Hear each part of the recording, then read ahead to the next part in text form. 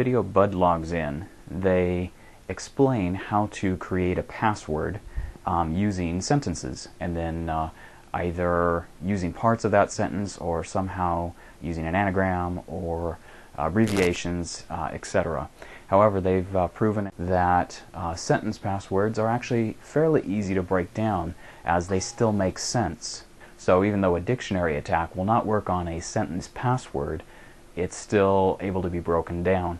Passwords should contain a combination of upper and lowercase letters, numbers, as well as some symbols. On the website cs.cmu.edu, which is School of Computer Science, this is put out by Carnegie Mellon, they have a little article on how to choose good passwords. And of course they give a list of do's and don'ts. And as usual, the lists of do's and don'ts are fairly large. For instance, don't use an easy-to-guess password such as your name. Do not choose a password based upon personal data such as your username. Do not use other information that could be easily discovered about you, such as your birth date. Don't use your anniversary date. Don't use your pet's name, such as Fido. Don't use easy-to-guess passwords such as 1, 2, 3, 4.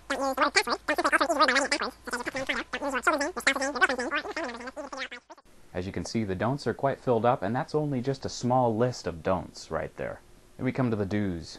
They tell you to use a password that's at least 8 characters long. Some researchers have found that using a password 12 characters long is better than 8 characters, as 8 characters are fairly easy to break. Use a combination of letters, numbers, and symbols. Remember to mix up your password letters and numbers and symbols. You can also use 2 words that are unrelated, such as August, Rick. If they make up a sentence, you can easily remember. Some examples are, I have 2 kids, colon, Jack and Jill, period. They say make sure it's easy for you to remember. However, don't make it too easy. Try to make it as hard as you can, so the hacker can't figure it out. Or they may say use a sentence like, no, the capital of Wisconsin isn't cheapless, exclamation point. Try to make your sentences long, but not too long, otherwise you won't be able to properly break it down. And to top it all off, they say, never write anything down, but remember your password.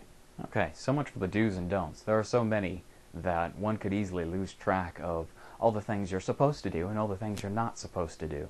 In trying to make a password hard for a hacker to guess, we've made it almost impossible for the user to remember his or her password. Although the video, Bud Logs In, suggests writing your password down and keeping it with you in your wallet, we all know how easy it is to lose little pieces of paper, even ones that are supposed to go in our wallets. But how do we find the balance in between secure and easy to remember?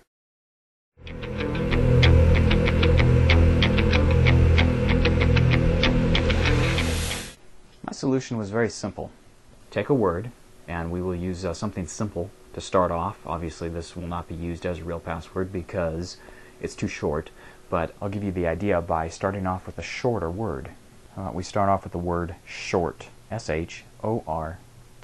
That's a total of 5 letters. We'll go ahead and add the number 1 and an exclamation point at the end. Now what we do is we are going to move the last digit 3 spaces to the left. So it becomes S-H-O exclamation point R-T 1. What we do next is we take the digit that is to the left of the moved digit and we move it 3 spaces to the left, or if there are not 3 spaces, then we move it just as far as it can go to the left. So now what we have is O-S-H exclamation point R-T-1. Again, this is just a basic example, but you can see how it has jumbled up the word that we've created into something that's really indistinguishable. A dictionary attack cannot be used on it. A sentence attack can't be used on it.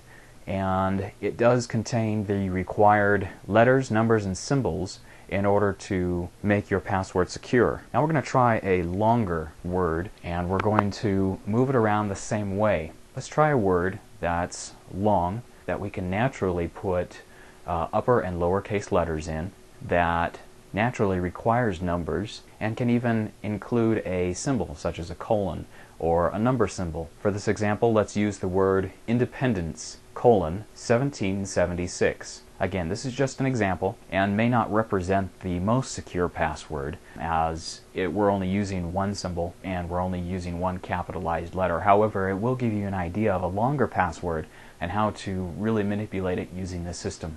We take the 6 and we move it 3 spaces to the left, and it goes to the left of that character it lands on. So now we have Independence, colon, 6177. Again, we take the character that's to the left of that moved character and we move it 3 spaces. So we're going to take the colon and move it 3 spaces to the left. So now we have INDEPENDE